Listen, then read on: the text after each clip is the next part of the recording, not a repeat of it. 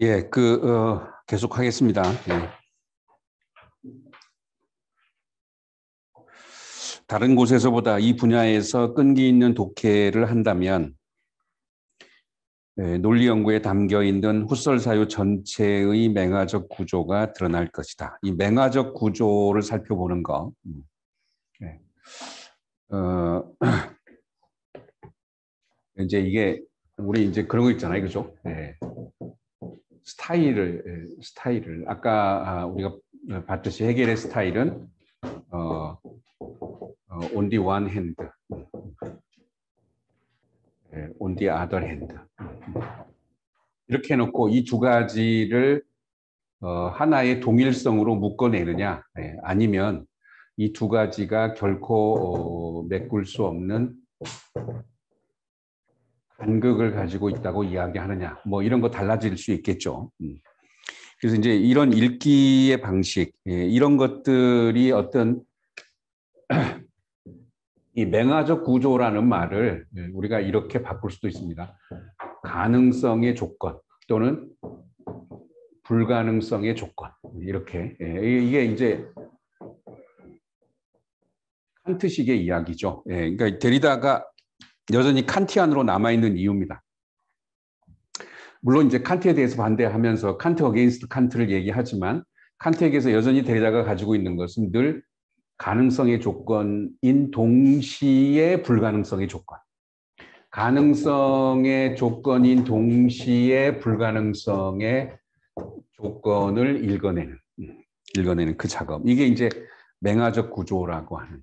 그러니까 후설의 지향성을 가능하게 해주는 조건은 무엇인가?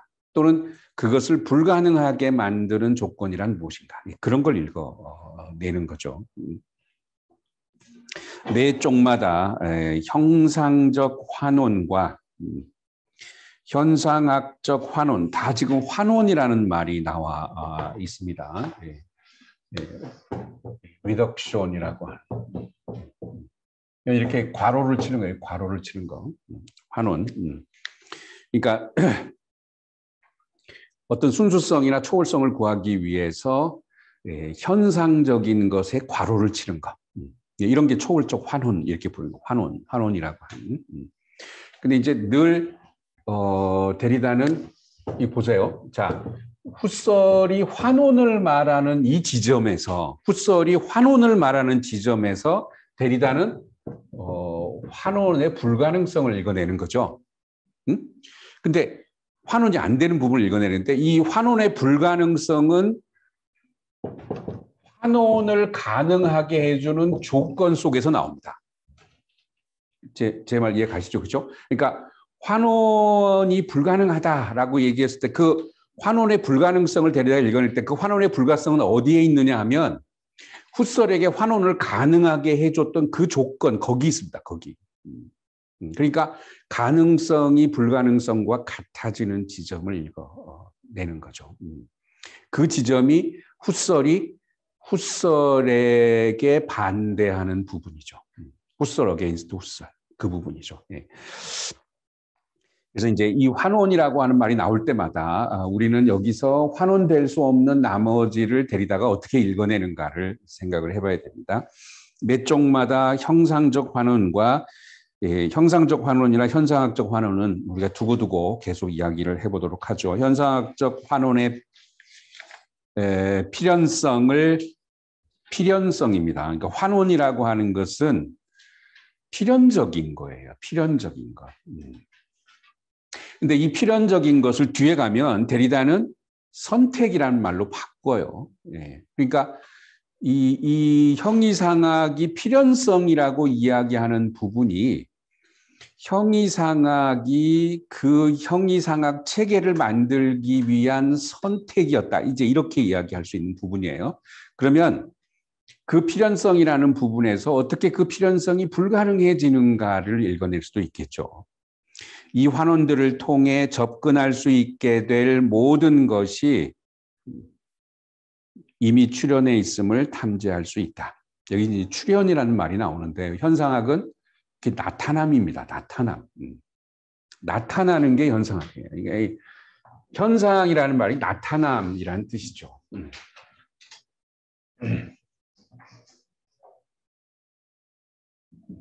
자, 그런데 이제 이게 나타남인데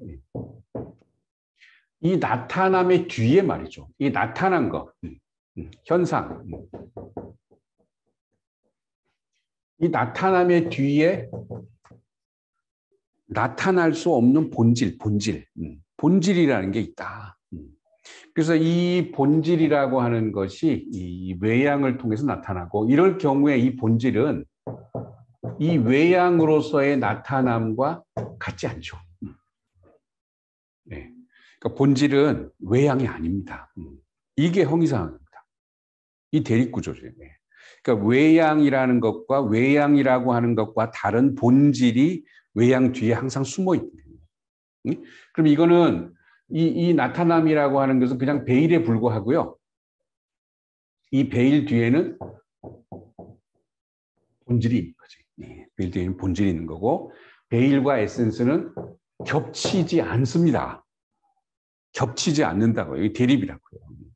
겹칠 수가 없어요. 그러니까 베일을 통해서 에센스에 접근할 수가 없는 거죠. 이런 형이상학으로부터 후설이 벗어나려고 했어요.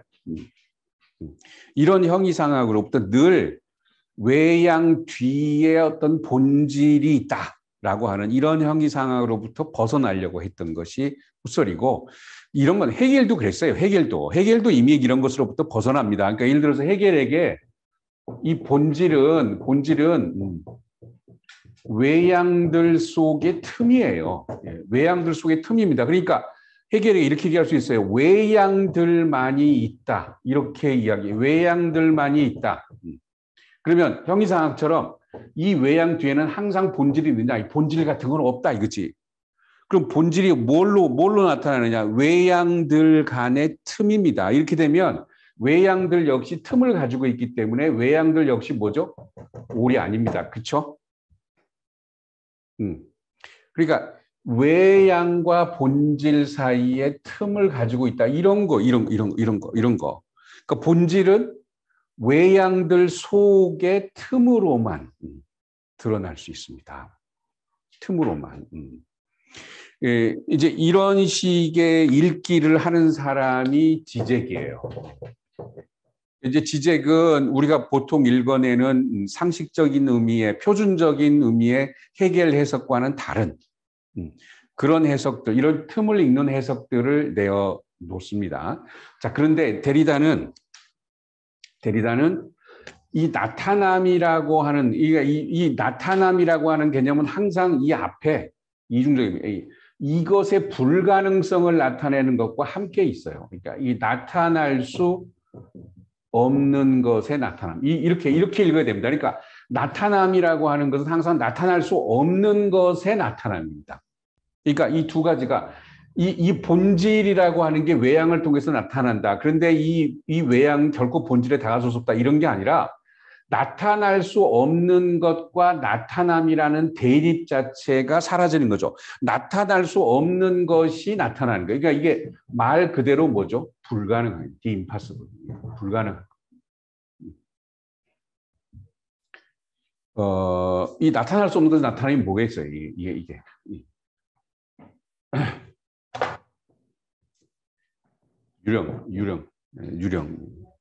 유령은 죽었는데 나타날 수가 없는데 지금 여기 나타나요.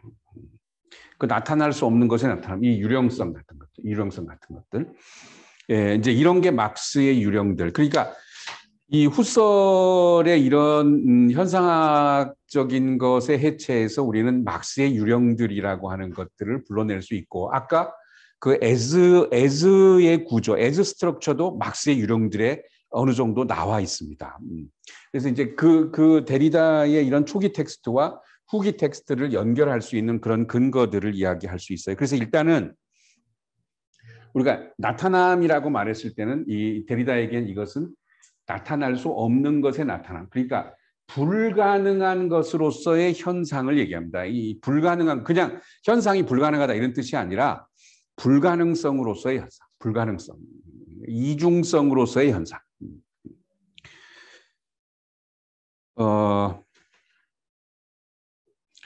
그런데 논리 연구의 제1연구는 거기 그 아우스트룩 운트 베도이퉁이라고 되어 있는 건 표현과 의미입니다. 표현과 의미. 이 베도이퉁의 해석은 이게 지금 여전히 논란이 있습니다. 근데 일단은 그렇게 해도 이 표현과 의미는 차후의 모든 분석들을 엄격하게 통제하는 본질적 구분들에 할애된 장으로 시작된다. 이 본질적 구분이 형이상학입니다. 본질적이라는 말은 뭐냐 하면 결코 같을 수가 없다는 뜻이에요. 본질적 구분. 그 구분을 통해서 구분되는 항들의 본질이 만들어집니다. 본질적 구분은 결코 없앨 수 없는 구분이죠. 그러니까 형이상학은 구분에서 시작됩니다. 의미는 형이상학적 의미는 우리가 보통 의미라고 부르는 건 다 형이상학적 의미인데 의미는 구분에서 시작된다. 그러면 데리다는 구분 불가능한 것들을 불러냅니다. 산 건지 죽은 건지 구분할 수 없는 것. 그게 유령이죠.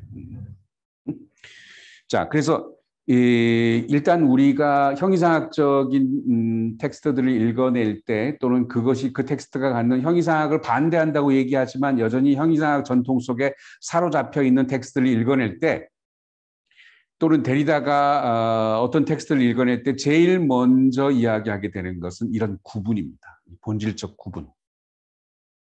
본질적 구분, 이 구분이 체계를 만들거든요. 시스템을 만들어요. 철학 체계를 만듭니다.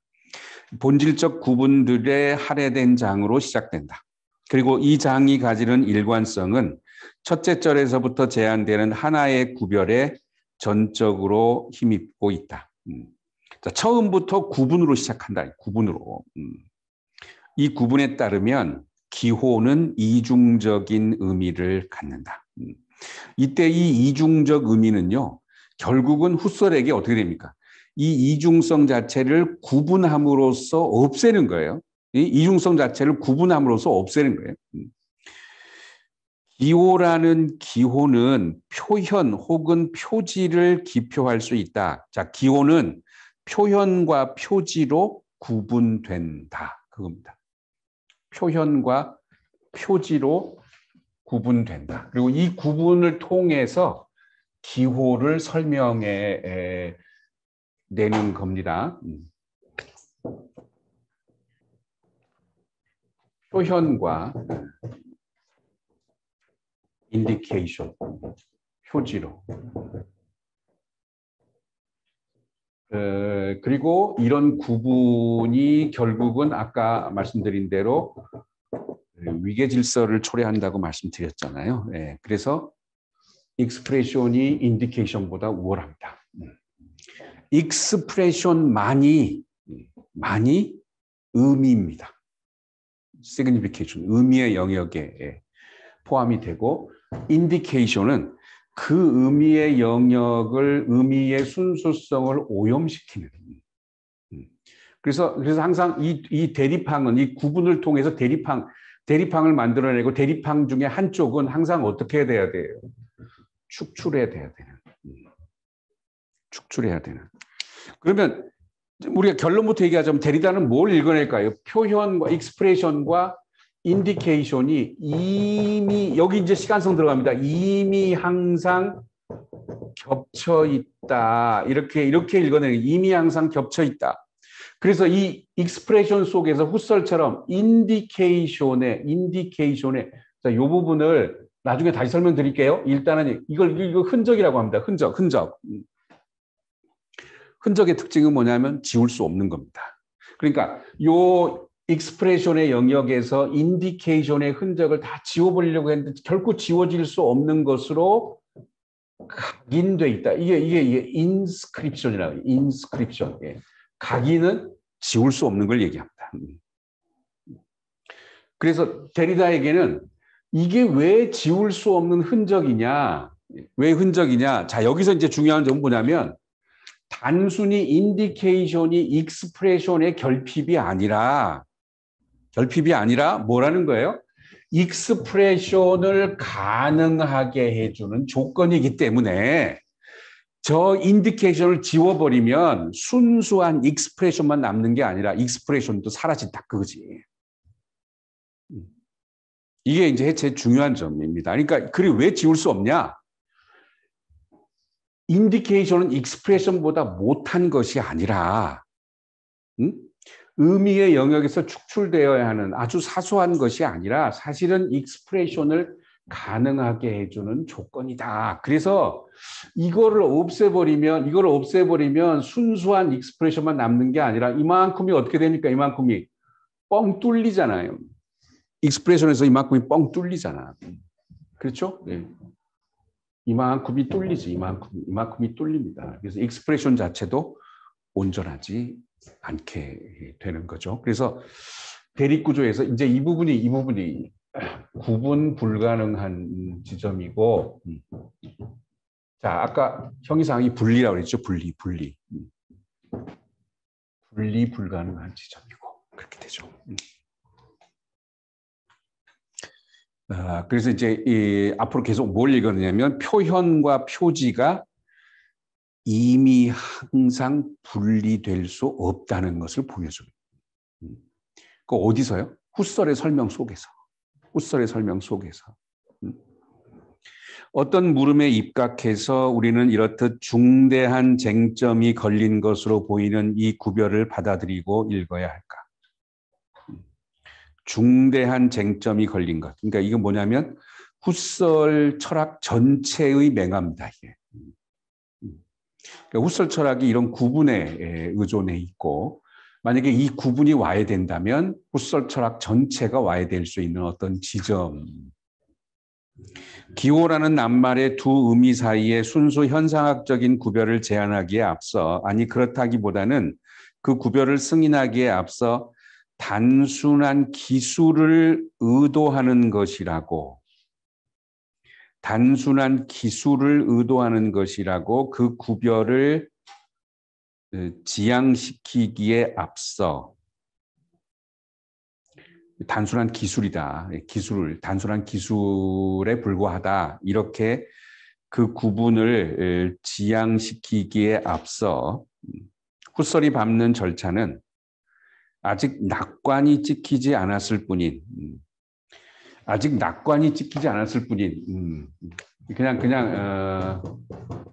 이거 굉장히 멋있는 번역이고 이게 그냥 단순히 말하면 implicit입니다. 그러니까 드러나지 않는 후설이 밟는 절차는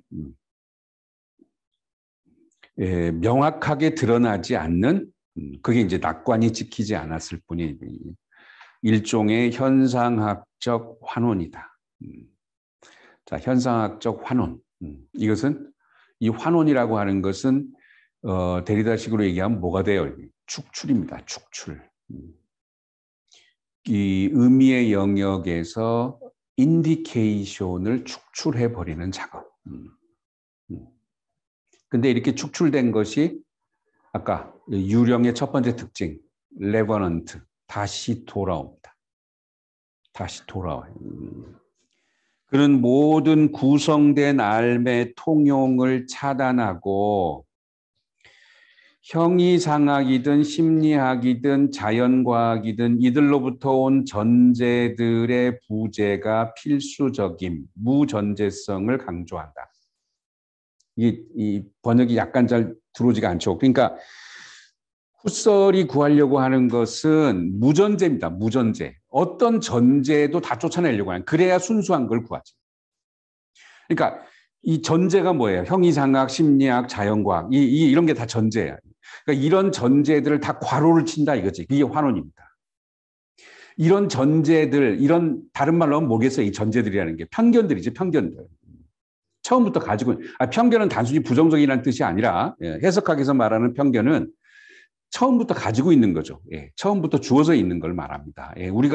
우리가 어떤 상황 속에 던져지기 때문에 그 상황이 이미 처음부터 가지고 있는 것을 편견들이라고 하죠. 그래서 이제 그런 것들을 다 차단하고 순수하고 엄밀한 후설의 표현은 사물 자체로입니다. 사물 자체로. as such. 그러기 위해서는 이제까지 그 사물을 설명해 왔던 여러 가지 방식들을 다 차단해야 돼. 그게 환원. 모든 구성된 알의 통용을 차단하고, 구성된 알미잖아요. 이미 완결된 지식입니다. 완결된 지식. 그러니까 후설은 이렇게 단순할 수 없어요. 후설의 위대함은 지식이 완결돼 있다고 생각하지 않는 거예요. 그러니까 그걸 아까 우리가 뭐라고 그랬었죠? 스트럭처가 아니라 지니시스. 이런 책도 있어요. 지니시스 앤 트레이스. 후설. 이 지니시스는 항상 이 트레이스랑 관계 있지. 생성. 키에르케고르가 말이죠. 키에르케고르가 이런 거. 생성 중인 이런 표현 씁니다. 생성 중인. 네. 이게 완결되지 않았기 때문에 열려 있는 것이. 완결되지 않았기 때문에 타자에게 열려. 생성 중인 법. 네? 지적이 많이 인용합니다. 생성 중인 이런 것처럼. 자, 이런 지니시스라고 하는 것, 생성이라고 하는 관점에서 자, 그럴 경우에 자, 형이상학, 심리학, 자연과학 이런 전제들을 다 괄호를 쳐요. 그게 필수적이다. 그러니까 환원이 필수적이다. 이런 말입니다. 그러니까 현상학은 후설 표현에 따르면 엄밀성의 과학입니다. 그 엄밀성의 과학을 위해서 편견들을 다 괄호치는 거예요. 그러면 거기서 순수함. 이 뒤에 이제 이 챕터에 보면 말이죠. 우리 이제 이게 뭐 혼잣말, 독백 이런 거 나와요. 독백이라는 게 뭐겠어요, 이게? 옆에 타자들을 모두 다 괄호친 거 아니에요? 괄호친 거.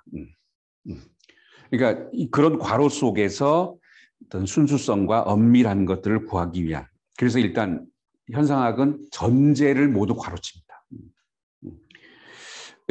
사실은요, 후설도 이렇게 대립구조를 반복하지만 실제로 후설은 그런 대립적인 사유방식을 형이상학이라고 부르고 그런 형이상학으로부터 벗어나고자 했단 말이에요.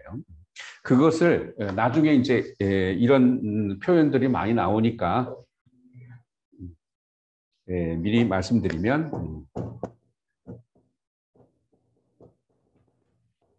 자연적 태도라고 합니다. 내추럴 애티튜드. 그러니까 우리가 너무나 자연스럽게 받아들이고 있는 거예요. 그러니까 어떤 대립구조 자체를 전혀 의심해 보지 않고 그것을 너무나 자연스러운 것으로 받아들여요. 예를 들어서 주체와 객체의 이분법 이런 거예요. 대상은 주체의 의식과 독립해서 존재한다. 이런 게 자연적 태도예요. 그러니까 이런 자연적 태도를 넘어서기 위해서 후설이 하는 게 뭘까요? 지니시스입니다. 생성. 생성은 항상 뭐죠? 맞물리는 부분이 있어요. 생성은. 근데 자연적 태도는 저 맞물리는 부분 자체를 배제해 버리기 때문에. 그래서 이제 저런 자연적 태도를 괄호치는 거. 이게 현상학적 환원이에요.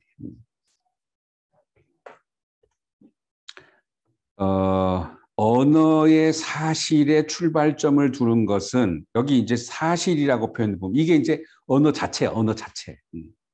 그런 모든 편견을 괄호치고 언어 자체로 접근하는 거지. 그러니까 언어의 사실의 출발점을 두는 것은 사례의 우연성에, 그러니까 이 언어 자체라고 하는 것을 설명하기 위해서 예를 들 거 아니에요. 예. 근데 그 예가 우연성이 되면 안 된다 이 말이야. 예의 우연성에 주의하기만 한다면 전제가 아니다 그랬잖아요. 그러니까 후설이 배제하려고 하는 건 뭐예요? 우연성입니다. 우연성. 경험적 우연성의 배제. 그거를 나중에 이제 후설이 뭐라 그랬는지 필증적이다. 뭐 이런 표현 써요. 필증적이다 이런 표현 쓴다고. 그러니까 경험적 우연성의 배제.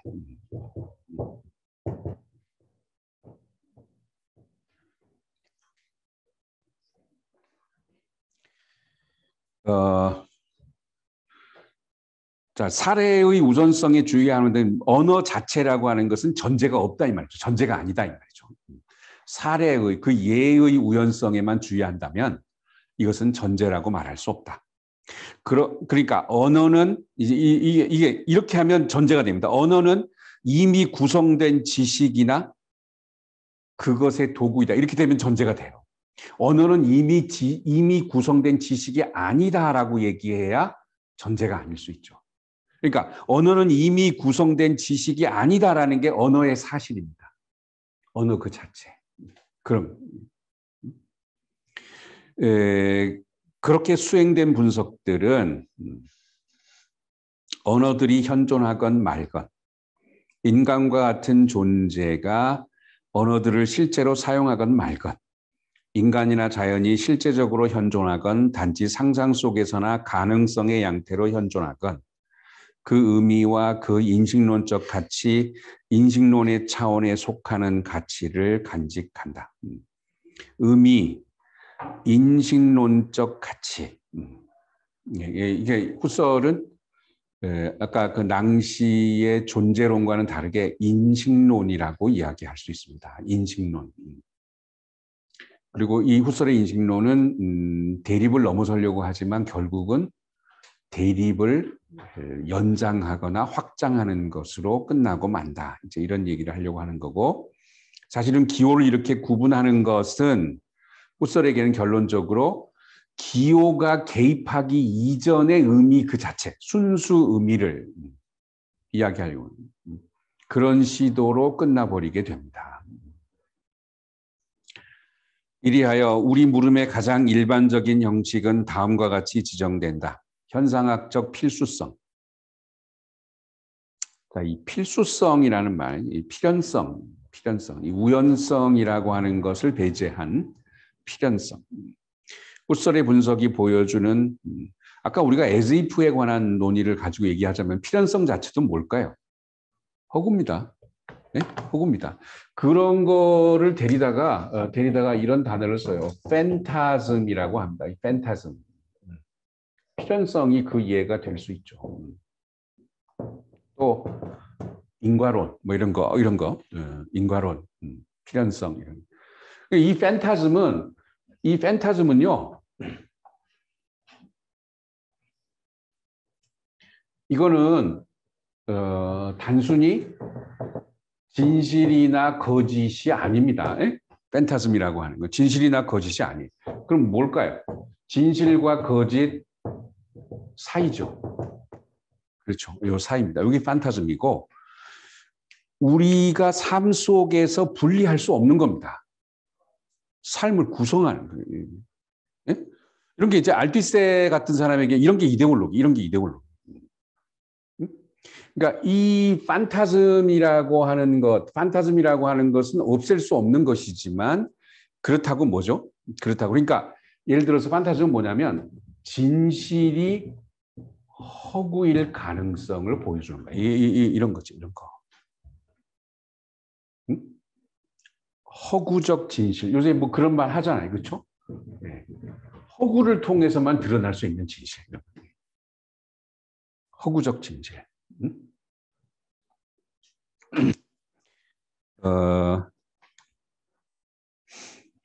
이 락강 같은 사람에게는 이런 게 주인기표입니다. 주인기표. 사실은 텅 비어 있는데 그것이 뭐죠? 국가를 통합하는 역할을 해. 어떤 공동체를 통합하는 역할을 해. 사실은 아무것도 없어. 근데 그거를 실체라고 믿어버리면, 예? 그걸 실체라고 믿어버리면 안 됩니다. 그게 그런 실체가 있다고 생각합니다. 국가는 실체가 아니잖아요. 국가 자체는 텅 비어 있어요. 아무런 실체가 아니에요. 그렇지만 그 국가가 국민들을 통합하고 국민들에게 정체성을 부여하죠. 판타즘입니다. 그게 판타즘.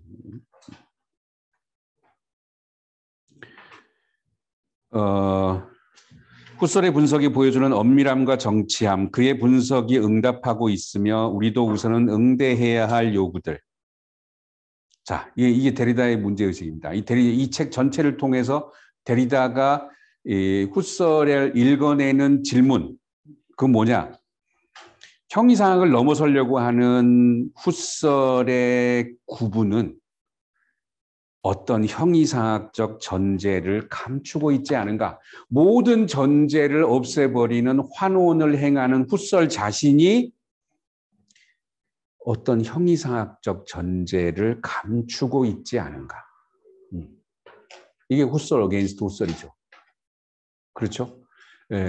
모든 전제를 중지시키는 환원을 행하는 훗설 자신이 뭔가를 숨기고 있지 않은가?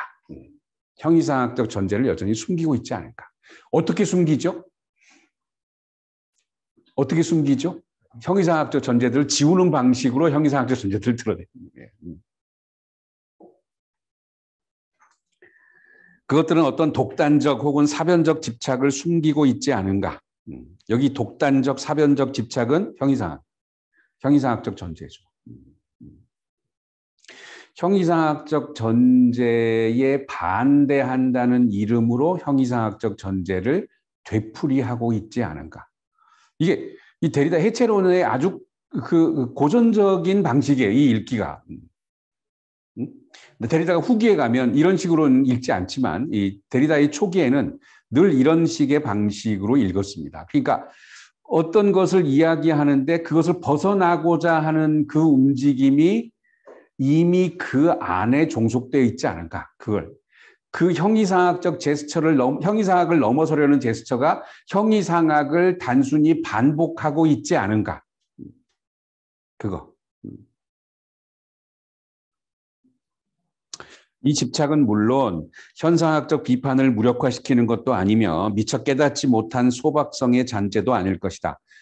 데리다의 읽기는 단순히 형이상학을 별것 아닌 것으로 치부해 보려고 하는 것이 아닙니다. 아까 말한 것처럼 데리다의 읽기는 현상학의 흔적을 얘기하는 거예요. 현상학이 지금의 상황에서도 완전히 지워지지 않고, 그러니까 예를 들어서 우리 이런 거 있죠. 자, 이게 지젝 같은 사람이 읽어내려고 하는 것은 지젝의 철학은 해겔 다시 읽기야. 해겔 다시 읽기. 지금 우리 시대의 철학은 그냥 한마디로 얘기하면 해겔의 반대학이죠. 어게인스트 해겔입니다. 해겔에 어떻게 반대하느냐에 따라서 지금 우리 시대의 철학의 그런 특징들이 주어지는 거예요. 근데 이렇게 해겔에 반대하는 시대에 해겔로 돌아가자? 리턴 투 해겔? 미친 짓이야. 이렇게 해겔에 반대하는 시대에 해겔에 대한 반대를 통해서 자신의 정체성을 확립하는 시대에 해겔로 돌아가자. 이런 거. 그러니까 이게 일종의 미친 짓이죠. 근데 이런 미친 짓이 보여주는 것은 뭐겠어요? 해겔이 완전히 사라지지 않고 지금은 다 해겔에 대해서 이렇게 환원한단 말이에요. 해겔 자체를 괄호친단 말이에요. 예? 그래서 이 해겔은 이 괄호 속에서 뭐가 돼요? 형이상학적 해겔이 된다 이 말이야. 그럼 지적 주장은 뭐냐면 해겔에게는 형이상학적 해겔 말고 이 형이상학적 해겔로 완전히 설명할 수 없는 나머지가 있다. 이 나머지를 도외시해버리고 해겔에 반대하는 움직임들은 그 해겔에 반대하기 위해서 해겔 자체를 형이상학적인 해겔로 만들어버렸다.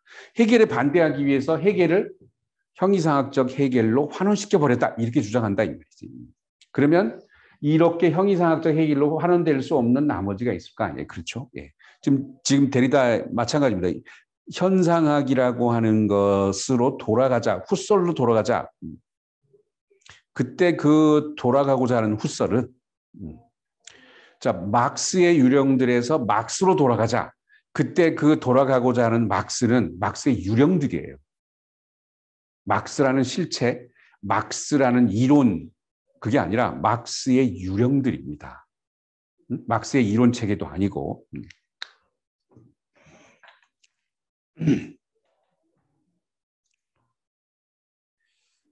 자, 하지만 이 데리다 읽기의 중요한 부분입니다. 그것은 지금 이런 부분이 지금 우리가 이렇게 읽고 넘어가지만 데리다의 텍스트에 익숙하신 분들은 이런 부분들을 곰씹어서 생각해 볼 수 있겠지만 그렇지 않은 분들은 그냥 일단은 이렇게 읽는 것이다. 그리고 이제 이 부분들을 이 텍스트 속에서 확인해 보시기 바랍니다. 현상학을 그 내부에서, 이게 해체론이 정신분석과 연관되는 부분입니다. 모든 것은 내부에 있어요. 문제는 내부에 있습니다. 외부가 아니라. 그러니까 보세요.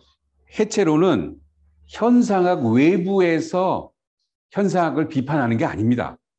해체론적 읽기는 현상학 내부에서 현상학을 넘어서는 거지, 현상학 외부에서 현상학과 대립되는 장소에서 현상학을 비판하는 게 아니다고요.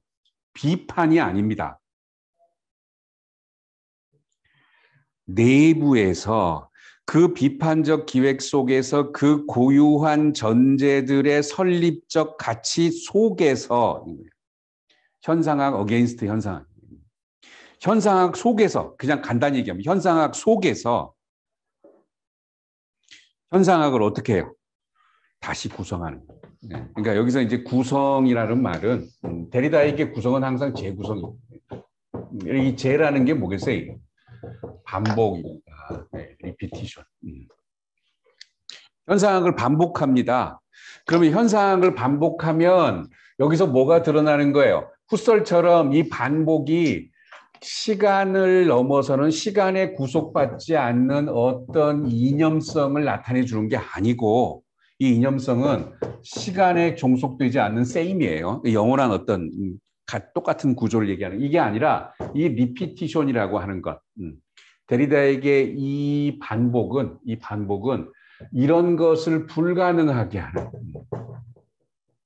차이를 생산합니다. 그래서 이것이 훗설 against 훗설. 자, 다른 말로 해서 이걸 이렇게 얘기할 수 있습니다. internal, 내부의 internal limit, 내적 한계. 그러니까 데리다의 반복이 얘기하는 것은 훗설을 반복하면 훗설의 내적 한계가 드러나는 거죠. 그러니까 이거 보세요. 훗설을 반복한다고요. 똑같은 훗설을 반복합니다. same. 예? 데리다가 훗설을 비판하는 게 아니고, 그럼 그건 다른 거죠. 훗설을 반복한다. 이 반복이라는 게 이렇게 무서운 말이에요. same을 똑같은 훗설을 반복했더니 뭐가 나오는 거예요? 차이가 나오고.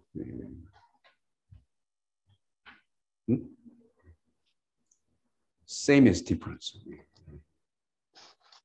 그러니까 차이를 가진 동일성이니까 어떻게 되는 거죠?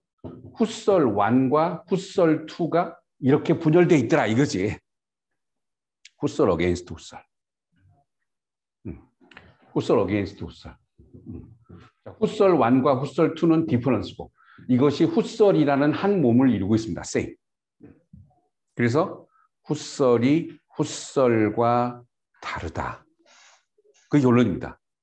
훗설이 데리다와 다르다가 아니라 훗설이 훗설과 다르다. 그래서 차이라고 하는 것이 대립항들의 차이가 아니라 훗설의 훗설과 다르다. 이게 자기 차이죠.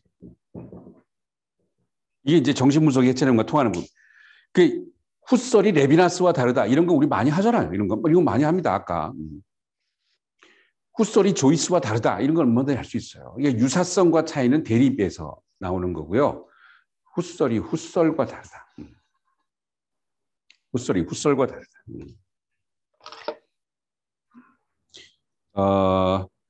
현상학을 그 내부에서, 그 비판적 기획 속에서 그 고유한 전제들의 설립적 가치 속에서 현상학을, 말을 바꾸면 이렇습니다. 현상학을 가능하게 해주는 조건이 동시에 현상학을 불가능하게 한다는 것을 보여줌으로써, 이게 구성입니다. 해체론적 구성. 뭐를 구성합니까? 가능성의 조건이 불가능성의 조건과 같다는 것을 구성합니다.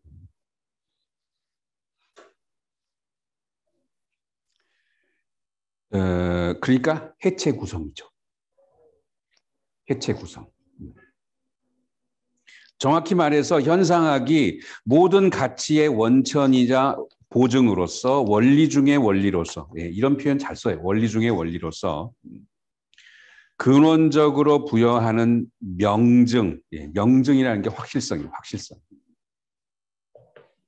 그럼 그냥 이게 지나가는 얘기인데요. 이 낭시도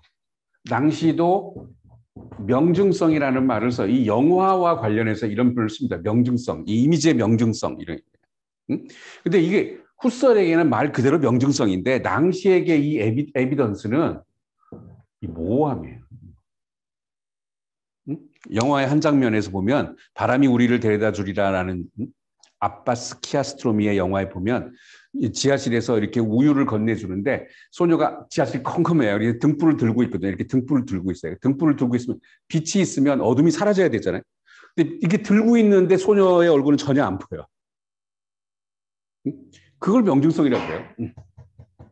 그러니까 여기서 낭시가 보여주려고 하는 건 뭘까요? 명증성에 반대하는 명증성이죠. 명증성에 반대하는 명증성. 그러니까 빛과 어둠이 동시적으로 겹쳐 있는 거죠. 분명히 이렇게 램프를 들고 있으면 이게 계몽주의라는 게 여러분 뭐예요? 계몽주의라는 게 빛이 어둠을 물리치는 거잖아. 그 빛이 있으면 어둠이 사라져야 되는데 빛이 있는데 어둠이 그대로 있어. 빛이 있는데. 그러니까 낭시는 그런 걸 에비던스라고 합니다. 그런 거를. 그러니까 이 후설에게서 나와서 후설에 반대해서 읽는 이런 작업들이 지금도 계속되고 있다는 것을 보여주고 낭시는 그런 것을 잘 보여주는 게 영화라고 생각해요. 영화 이미지. 원리 중의 원리로서 근원적으로 부여하는 명증성으로서 충만하고 근원적인 직관. 의미는 항상 충만성을 욕망합니다. 의미는요, 항상 근원, 기원이라고 하는 것을 이야기합니다. 그러니까 의미의 두 가지 욕망은 하나는 충만성이고 하나는 기원. 이 형이상학이 이 두 가지를 포기 못해요. 충만함. 근데 존재는요. 지금 우리가 이제 그 낭시의 존재론, 데리다의 존재론이 유령 같은 게 존재인데 유령은 의미가 아니죠. 존재입니다. 존재는 충만성이 아니라 텅 비어 있어요. 우리 태어나고 죽을 때 삶과 죽음 이게 존재가 드러나는 방식인데 삶과 죽음 때 우리 우리 처음 태어날 때하고 죽을 때 다 텅 비어 있잖아요. 텅 빈 존재. 자, 그 충만하고 근원적 데리다가 정신분석을 가지고 계속해서 의문시하는 게 뭐냐? 기원입니다. 기원의 문제. 기원의 문제. 이 충만하고 근원적인 직관이라는 말. 이게 굉장히 좋아해요. 굿설이. 직관은 기호 이전에 있는 겁니다. 기호에 의해서 침투되지 않는 것. 근원적인 직관에 대한 의미의 현재 혹은 현전으로서. 그래서 이 충만하고 근원적인 직관을 보장하기 위해서 의미를 현전으로 환원시켜요. 축소시킨다. 리덕션이란 말이 환원이라는 뜻도 있고 축소. 의미의 현재 혹은 현전으로서 머지않아 인정할 것 속에서 현상학을 구성하는 것이리라. 자, 구성했다는 거 이런 말을 자꾸 쓰는 거는 후설이 현상학을 현전의 현상학으로 구성했다는 거죠. 그럼 이 구성이 뭐예요? 후설의 선택.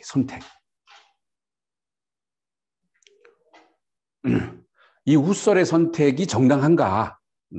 그런 걸 따져보는 거지. 그리고 이런 선택에 의해서 형이상학이라는 게 만들어진다는 거죠. 그러면 또 데리다는 계속해서 그 선택의 불가능성을 얘기하게 되는. 달리 말하면 우리가 묻고자 하는 것은 이러저러한 형이상학적 유산, 여기 유산이란 말 나오죠, 유산. 형이상학적 유산 그랬어요. 그러니까 이 그러니까 데리다가 형이상학과의 단절이라면 형이상학적 유산에 관해서 왜 얘기할 필요가 없잖아요.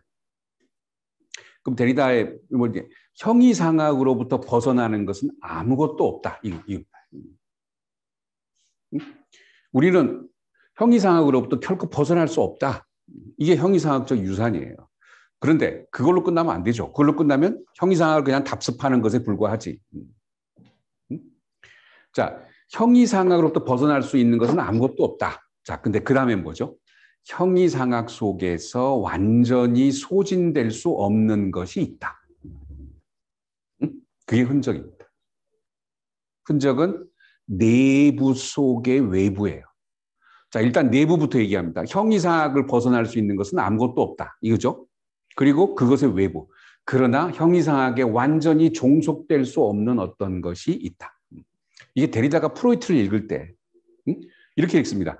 프로이트의 모든 개념은 형이상학적이다. 이게 첫 번째 전제고요. 두 번째는 뭐냐? 그러면 데리다가 정신분석 읽을 필요가 없지. 정신분석의 모든 개념은 사실은 무의식이라고 하는 게 형이상학을 다 깨뜨린 것처럼 보이잖아요. 근데 데리다는 아주 놀랍게도 그래서 해체론을 철학의 무의식이다 이렇게 얘기하는 사람이 많았거든요. 근데 그것에 반대하고 데리다가 뭐라고 했냐면 프로이트의 모든 개념은 형이상학적이다. 일단 이렇게 얘기한다. 사람들이 놀라지. 이게 무슨 말이야. 그리고 한 줄 띄어서 뭐라고 얘기합니까? 그러나 그 형이상학에 완전히 종속되지 않는 무언가가 있다. 이래서 정신분석을 읽습니다. 만약에 형이상학의 정신분석의 모든 개념이 형이상학에 종속된다면 정신분석을 읽을 이유가 없습니다. 그러니까 그 두 가지 제스처, 그것을 항상 동시에 작업한다는 것. 자, 달리 말하면 우리가 묻고자 하는 것은 이러저러한 형이상학적 유산이 여기저기서 한 현상학자의 경계심을 제한할 수 있었느냐가 아니라 이 경계심의 현상학적 형태가 이미 형이상학 자체에 의해서 통제되고 있지 않느냐는 것이다. 형이상학을 넘어서려는 후설의 이게 경계심이에요. 이 경계심. 형이상학을 넘어서려는 후설의 현상학이 이미 형이상학 자체에 의해서 통제되고 있지 않느냐. 그거죠. 그러면 이게 정신분석학적으로 보면 이 후설의 뭐예요? 무의식이지. 후설의 무의식이지. 예? 후설의 의식은 뭐예요? 넘어서려고 하는 거야. 형이상학을 넘어서려고 하는 거. 그런데 그 의식적으로 형이상학을 넘어서려고 하는 그런 움직임 속에서 후설은 자기도 모르게 형이상학적 제스처를 반복하고 있다. 그런 거죠, 지금. 데리다에게 모든 텍스트가 묘사하는 부분과 텍스트의 의도 사이에 항상 갭이 있습니다. 저자의 의도와 텍스트에 묘사된 것 사이에 늘 갭이 있다 이거지, 갭이. 만약에 텍스트가 이렇지 않다면 텍스트를 읽을 이유가 없지. 근데 여러분 보세요. 해석학 같은 경우는 뭐냐면 저자의 의도를 이런 거 추체험이라고 그러죠. 이 슐라이르마하데 저자의 그 체험을 그냥 따라가는 거야. 계속. 그래서 저자의 의도를 저자처럼 구성해내는 거야. 근데 데리다에게는 텍스트에 묘사된 것은 저자의 의도로 축소되거나 환원될 수 없어요. 텍스트는 항상 자신 속에서 자신을 넘어섭니다. 네? 그래서 이게는 뭐라 그러죠? 이게 잉여이 자신 속에서 자신을 넘어서요. 그래서 텍스트는 항상 자기 자신과도 달라요. differs from itself. 이거를 데리다가 차연이라고 합니다.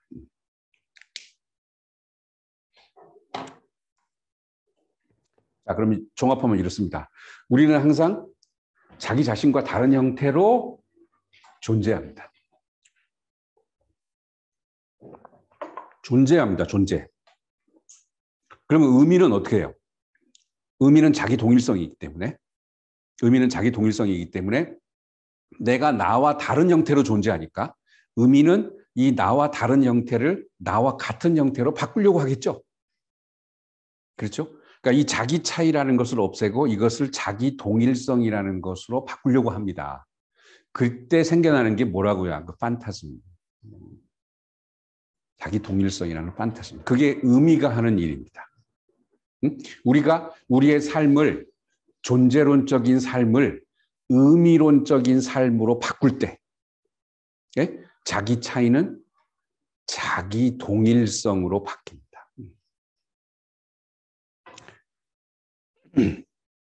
그것을 지금 계속 뭐라고 얘기하고 있어요? 구성이라고 얘기하고 있어요. 구성. 물론 형이상학적 구성이지. 예, 의미론적 구성입니다. 자, 그래서 이 경계심, 자기가 벗어나려고 하는 것이, 자기가 벗어나려고 하는 것, 자기가 반대하는 것, 그 속에 이미 자기가 반대하는 것을 연장하거나 반복하고 있지 않은가? 이 경계심의 현상학적 형태가 이미 형이상학 자체에 의해, 여기 현상학적 형태는 형이상학에 반대하는 거야.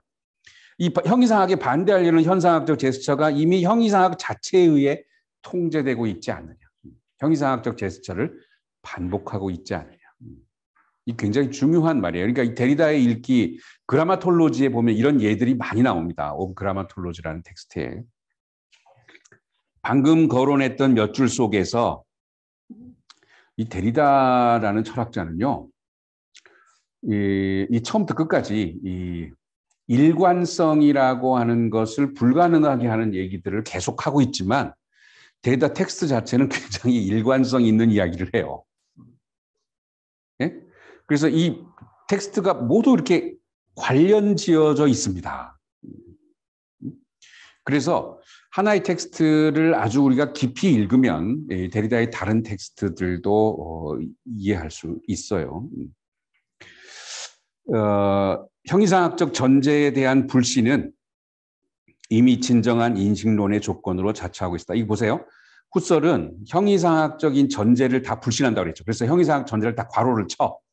그래서 형이상학으로부터 벗어나고자, 형이상학으로부터 벗어나는 현상학은 뭐냐 하면 현상학이란 말로 형이상학을 벗어난 현상학이 진정한 인식론이야. 진정한 인식론의 조건이잖아요. 그러니까 진정한 인식론의 조건이 뭐냐면 형이상학적 전제를 다 괄호 치는 거야. 그런데 후설이 형이상학적 전제를 넘어서서 진정한 인식론을 만들었다고 하는 후설의 현상학이 형이상학적 불신했던 형이상학적 전제를 반복하고 있지 않느냐, 그런 거예요 지금. 마치 인식론의 기획은 그것이 이러저러한 사변적 체계에 대한 비판을 통해 자구책을 마련해 온 시점일 때조차도 애당초 형이상학의 역사에 속하지 않는다는 듯이 말이다. 현상학은 형이상학의 역사에 속하지 않는 듯이 말하지만 실제로 형이상학적 제스처를 반복하고 있다. 인식의 이념과 인식론의 이념은 그 자체로 형이상학적이지 않은가, 이렇게 되죠. 그러니까 후설이 형이상학적 전제를 넘어서고자 만들어낸 진정한 인식론은 형이상학적을 넘어서기는커녕 형이상학적 제스처를 반복하고 있지 않은가. 그거를 읽겠다, 이런 얘기지 지금. 그게 이제 기호 개념입니다. 기호 개념, 후설의 기호 개념. 그러므로 문제가 될 것은 기호 개념을 특권적 사례로 삼아 형이상학에 대한 현상학적 비판. 이게 이제 아까 우리가 얘들의 우연성이라는 얘기를 했었잖아요. 이제 그걸 가지고 사실은 데리다가 이야기하는 대목이 있어요. 그것을 이제 익젠플러리티라고 합니다. 그러니까 이게 익젠플이라는 게 말이에요. 이게 얘잖아. 그럼 얘는 부분이죠. 네? 어떤 부분이잖아요. 그리고 이 부분이 하는 역할은 뭐예요? 전체를 설명하는 거잖아.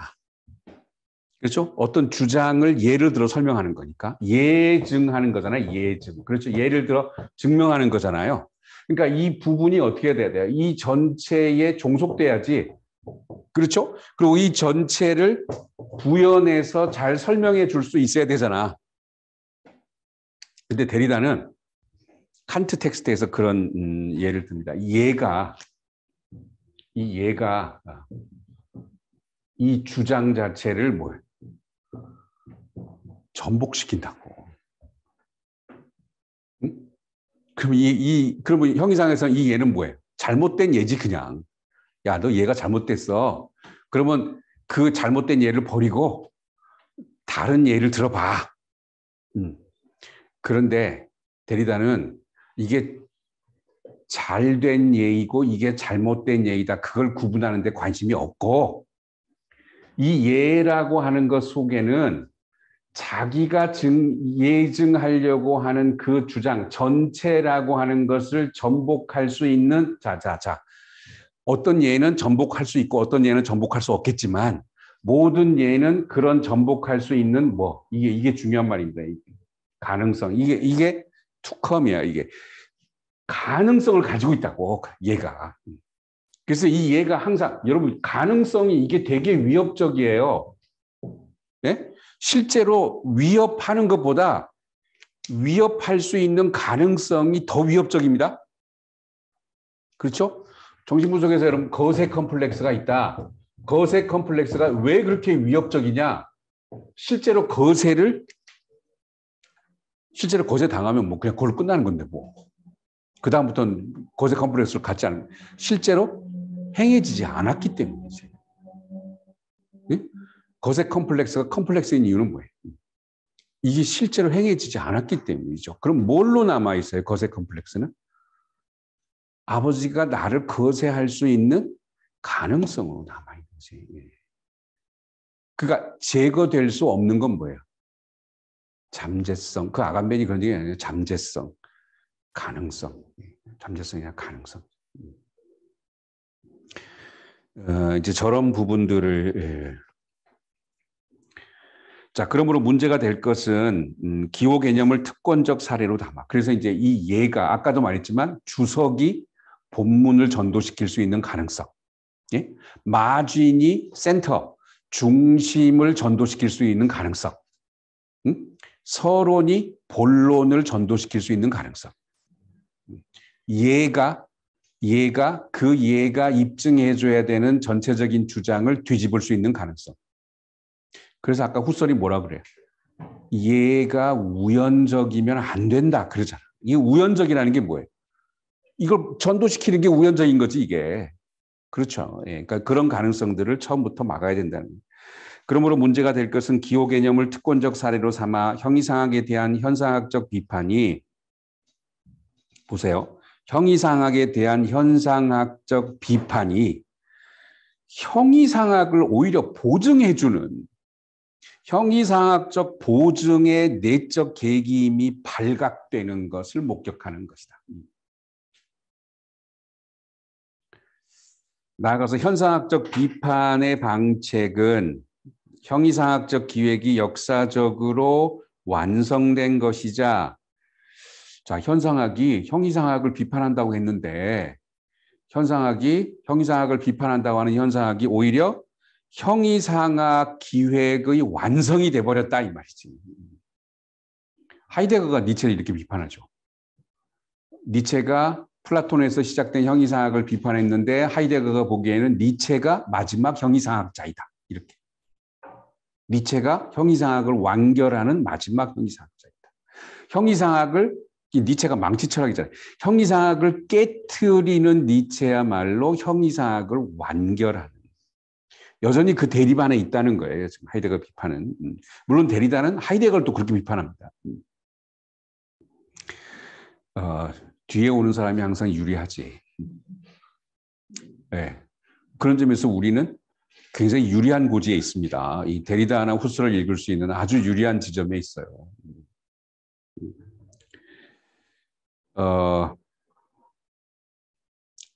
나아가서 현상학적 비판의 방책은 형이상학적 기획이 역사적으로 완성된 것이자 그 근원이 순수하게 단지 복원된 것으로서. 그러니까 현상학은 형이상학을 비판한다고 했는데 형이상학적 기획의 완성이자 형이상학적 근원을 순수하게 복원시킨 작업이다. 형이상학적 기획 그 자체임을.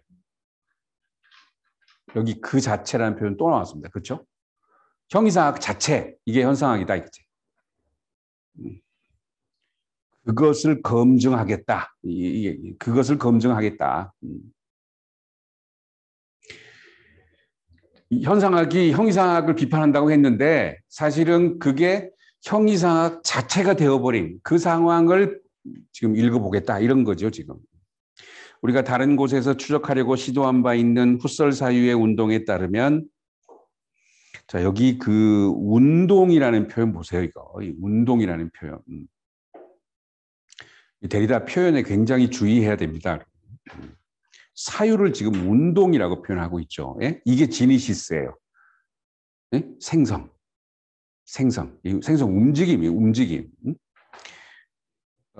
움직임은 고정될 수가 없어요.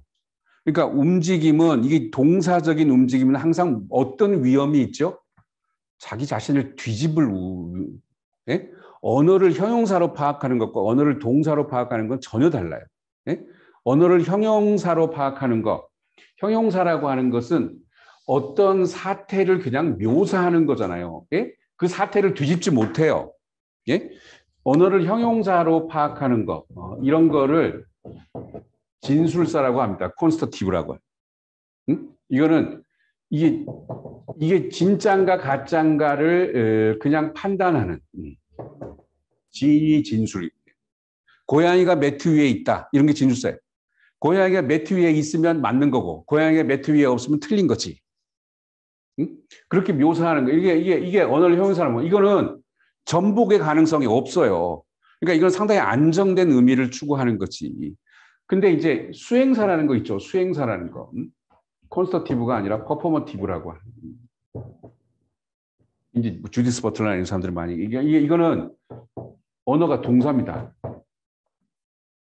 그래서 이거는 스테이블하지 않아요. 언어 자체가 안정되어 있지 않습니다. 동사는 항상 움직이고, 움직이는 걸 항상 어떻게 해요? 뒤집힐 가능성이 있어요. 그래서 이거는 진위 이런 거 별로 안 중요해. 이 진위라고 하는 걸 이야기할 수 없어. 이게 계속 움직이기 때문에 사랑이 움직여요. 고정돼 있어야 이게 진위. 이거 고정돼 있는 거 대표적인 게 폼이죠. 폼. 이 언어를 수행사로 파악하게 되면 진위라고 하는 것 자체를 고정된 형태로 진술할 수 없어요. 자, 그러면 보세요. 여기 진술이라는 말을 썼잖아요. 진술. 그럼 수행사는 어떤 차원일까요? 진술할 수 없는 것을 이야기하죠. 그러니까 언어가 단순히 의미를 진술한다 이렇게 말할 수 없게 하는 게 수행사야. 여러분 이걸 다른 걸로 해보세요. 진리라고 하는 게 형용사예요, 동사예요?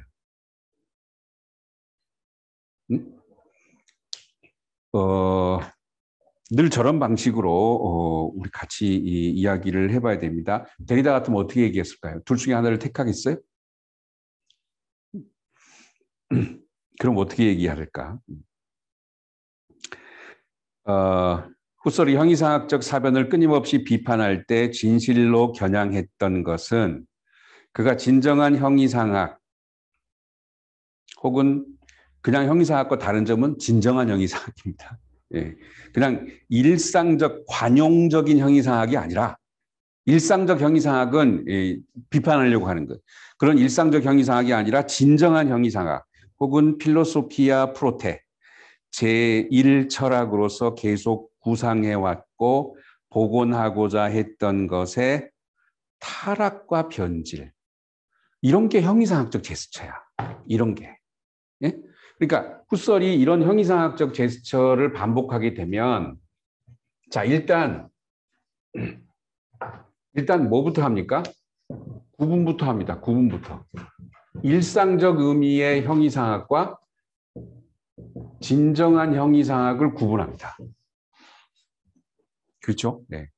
그럼 데리다는 이런 모든 구분이 그리 쉽지 않다는 거야. 이게 구분이. 여러분 친구와 적을 구분해 보세요. 이거 잘 돼요? 친구와 적의 구분이 잘 되면 왜 친구한테 맨날 너 내 친구 맞아? 이런 얘기를 왜 물어봅니까? 아침마다 일어나서 너 나 사랑해? 응? 매일 물어보죠. 전화해서 계속 사랑해? 사랑해? 사랑해. 끊을 때도 뭐 잊어버린 거 없어? 사랑해? 이 사랑해라는 걸 왜 계속 확인합니까? 사랑이 확실하지 않으니까 그런 거 아니에요? 사랑이 확실하지 않으니까 사랑해라는 말 속에서 사랑을 매번 재구성해야만 되니까 사랑이라는 게 실체로 이미 주어져 있고 그 실체에 내가 접근했다고 생각하면 사랑이라는 말을 더 할 필요가 없지. 나는 이미 사랑하고 있는 걸 뭐. 그렇지만 사랑이 동사적이기 때문에 사랑이 아직 완결되지 않았기 때문에 매일매일 I love you라는 말을 반복하고 그 반복 속에서 사랑을 구성해 가는 거 아니냐고. 사랑이라는 실체는 처음부터 없었던 거고 마치 내가 너를 사랑하는 것처럼. 이게 너무 비관적인가요? 응? 응? 그저 그렇게 확인하는 절차. 이 구분이 그리 쉽지 않습니다. 이 구분하는 게 이게 의미거든요. 근데 우리는 의미이기 이전의 존재이기 때문에 이 존재 자체 이중성이에요. 의미가 존재를 지울 수가 없어요. 이중적 존재를 지울 수가 없다고. 그래서 우리는 늘 반복해야 돼. 반복 속에서 뭔가를 만들어 가야 돼. 생성이라는 게 필요하다. 그렇지 않으면 구조로 끝나지. 타락과 변질이라는 말. 이제 이렇게 구분을 하고요. 두 번째, 아까 기원, 기원적인 거. 네. 형이상학의 가장 큰 특징은 뭐냐면 기원은 순수해. 이거는요. 야, 기원이 어떻게 순수해? 이건 형이상학이 자명한 공리로 전제하고 있는 겁니다. 기원은 순수해요. 그러면 그 이후에 나오는 건 뭐겠어요? 타락, 결핍.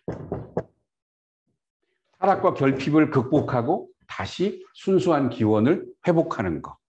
이게 형이상학 주체제. 태초의 순수함, 그 순수함의 타락, 그 타락을 극복하고 뭐 죄 때문에 타락했다. 그럼 다시 구원을 얻어서 순수함을 회복하는 거. 예? 이게 서양의 타락서사입니다. 타락을 이야기하기 위한 게 아니라 타락 이전의 순수함을 회복한다. 그걸 강조하기 위해서 타락이라는 말이 들어가 있어요. 그래서 항상 말이죠. 대립구조가 있으면 이게 우월하다, 이게 위기질서였잖아요. 그럼 이게 기원이면 이거는 뭐죠? 이거 파생물이라고. 늘 2차적인 거야, 2차적인 거. 그럼 파생물은 항상 기원의 결핍이야. 이게 폭력적인 거지, 이게.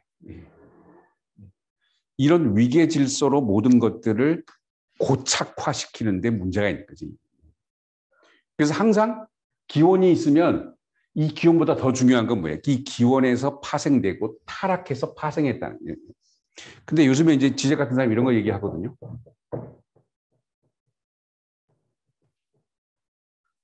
다행한 타락.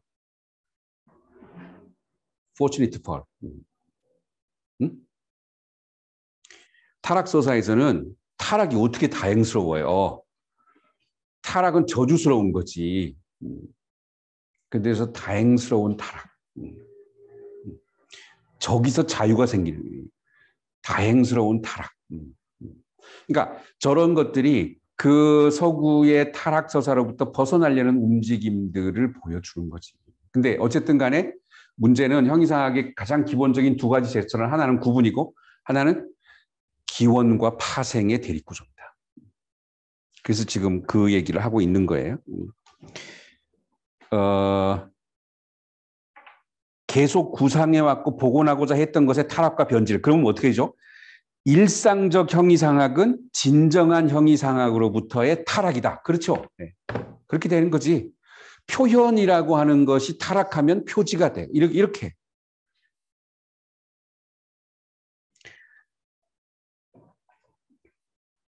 데카르트적인 성찰을 끝맺으면서 후설은 또다시 진정한 형이상학과 보세요. 진정한 형이상학은 현상학에 힘입어서 완성될 형이상학입니다. 그러니까 현상학이야말로 진정한 형이상학입니다. 이것과 관용적 의미의 형이상학, 지금까지 있어왔던 형이상학. 이걸 대립시키고 진정한 형이상학이 결국 뭐예요? 관용적 의미의 형이상학이 숨기고 있는 기원을 드러내는 거지. 자, 그래서 거기서 그가 내놓은 성과들은 그가 말하듯 그 13페이지부터 다음 시간에 하고요. 그 인용문 잠깐 한번 보시면 두 번째 줄에요. 우리가 지금 얘기하려고 하는 것은 궁극적 존재의식을 형이상학적이라 불러야 한다면 형이상학적이다. 그러나 여기서 문제가 되는 것은 관용적 의미의 형이상학이 결코 아니다. 진정한 의미의 형이상학은 관용적 의미의 형이상학이 아니다. 그것은 역사적으로 뭐예요? 관용적 의미의 형이상학은 역사적으로 변질된. 그러니까 이건 역사적으로는 말도 별로 안 좋아하는 거야. 예? 이거 시간성이죠. 그러니까 이걸 넘어서야 돼. 역사적으로 변질된 형이상학으로 형이상학이 제1철학으로서 근원적으로 설립되었을 당시의 취지. 이게 진정한 의미의 형이상학. 근원적으로. 여기에는 전혀 걸맞지 않는다. 왜? 타락한 거기 때문에. 현상학의 순수 직관적인, 구체적인, 더욱이 필증적인, 필연적인 것입니다. 필연적인. 필연적으로 진리인, 이게 필증적입니다. 필연적으로 진리인 명시는 모든 형이상학적 모험, 모든 사변적 과잉을, 자, 모험 이런 거 싫어합니다. 모험하면 안 돼. 이 모험하면 가출할 수 있어. 죽을 수도 있어. 그러니까 모험 같은 거 이게 싫어. 지금 우리 자본주의 사회에서 모험이라는, 이거 어드벤처라는 책이 있어요. 아감벤에. 예? 지금 우리 사회에서 모험이라는 게 가능할까? 응? 그냥 롯데월드 신밧드의 모험, 뭐 이런 거, 예. 미리 기획된, 응? 15분 타고 내려오는, 이런 건 모험 아니죠. 예. 그러니까 모험이 그렇게 축소된 거죠. 응? 또 모든 사변적 과잉, 예, 이 과잉이란 말이 중요한 말이에요. 이 과잉을 배제하는 철학은 과잉을 배제합니다. 이제 후설도 그런 얘기를. 자, 오늘 여기까지 하겠습니다. 예, 오늘 그냥 첫 시간이라 이런저런 말씀드렸는데 오늘 하신 얘기 다 이해하지 못할 수도 됩니다. 그 뒤쪽으로 나가면서 계속 이런 얘기할 기회가 있을 겁니다. 예, 수고하셨습니다. 수고하셨습니다. 감사합니다. 감사합니다. 감사합니다. 예.